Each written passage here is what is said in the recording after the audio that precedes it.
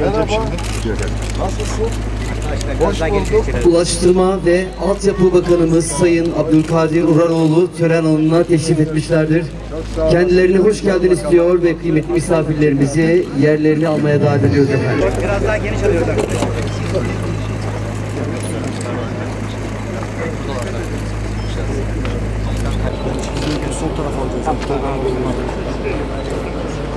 Bitlis'e bağlayan güzergahta mevcut haliyle tek yol olarak hizmet veren 5 kilometrelik şehirlerimizin geleceğe daha güçlü bağlarla ilerlemesinin kapısını açan Sayın Cumhurbaşkanı... Ulaşım altyapısını daha güvenli, konforlu, sürdürülebilir hale getirmek için durmaksızın gece gündüz çalışıyor. Siirt-Kurtalan yolu ve havalimanı bağlantı yolu gibi projelerle şehrimizin ulaşım ağlarını yeniden inşa ediyor, bölgemizin ekonomik ve sosyal hayatına ivme kazandırıyoruz. Değerli kardeşlerim, Ulaştırma ve Altyapı Bakanlığı olarak Siirt'imizin ulaşım ve haberleşme altyapısına 2002'den bu yana yaklaşık 37 milyar liralık yatırım gerçekleştirdik. 2002'de sadece 7 kilometre olan bölünmüş yol uzunluğunu yaklaşık 20 kat artırarak 137 kilometreye çıkardık. Yine bütünlü sıcak karışım kaplamalı yol uzunluğu sadece 2 kilometreydi. Onu da aşağı yukarı 50 kat artırarak 110 kilometreye ulaştırarak Siirtlilerin yollarda konfor ve güvenle seyahat etme imkanını sağladık.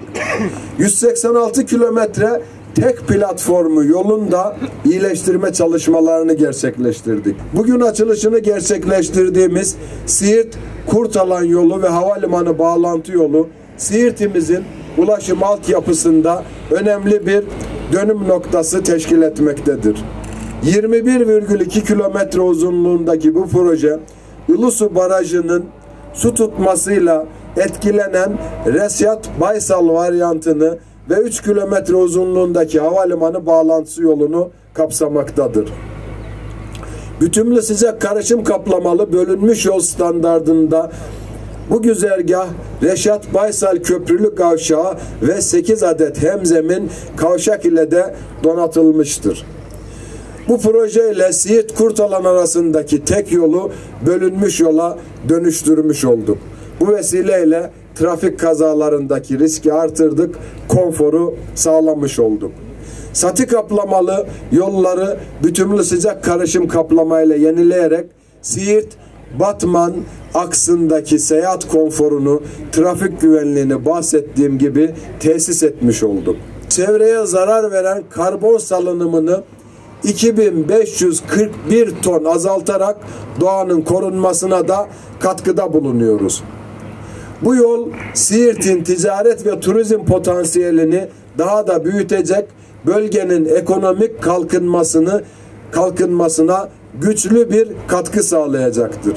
Bölgedeki tarım ve sanayi ürünlerinin limanlara ve uluslararası pazarlara ulaşımı hızlanacak, Siirt'in ihracat hacmi de daha büyüyecektir. Siirt'in hava yolu ve demir yolu altyapısında da çalışmalarımıza devam ediyoruz. Mevcut yapıları güçlendiriyoruz. Havaalanını yenileyerek sivil havacılığa kazandırdık. Şu anda da Ankara ve İstanbul'da haftalık 14 uçuş gerçekleştirdiğimizi söylemek isterim. Yolcu talebini karşılamak için yıllık 100.000 olan yolcu kapasitesini, terminal binalarımızı 250.000'e çıkaracak şekilde çalışmalarımıza devam ediyoruz. Normal sözleşme süresi önümüzdeki sene olmasına rağmen İnşallah bu sene sonuna kadar da bu çalışmalarımızı bitirmiş olacağız. Şimdi sizlerle bir müjdeyi paylaşmak istiyorum. Bakın, Siirt-Kurtalan Yeni Demiryolu projesi milletvekilimiz Mervan Gül, il başkanımızın katkılarıyla, onların talepleriyle, bizlerin de uğraşlarıyla beraber Sayın Cumhurbaşkanımızın onayına sunduk ve bu projeyi 2025 yılı yatırım programına aldık. 34 kilometre uzunluğundaki bu hattın ihalesini de önümüzdeki ayın, yani Mayıs ayının 28'inde yapıyoruz. Ayrıca Yolçatı Diyarbakır Kurtalan ve Diyarbakır Mazıdağ hattını modernize ederek dizayn hızını da 160 kilometreye inşallah çıkarıyoruz. Bu da kıymetli. Değerli Siirtli kardeşlerim, hiç şüpheniz olmasın ki Siirt'in manevi mirasını geleceğe taşıyacak, ekonomik ve sosyal hayatını güçlendirecek projelerle yanınızda olmaya devam edeceğiz.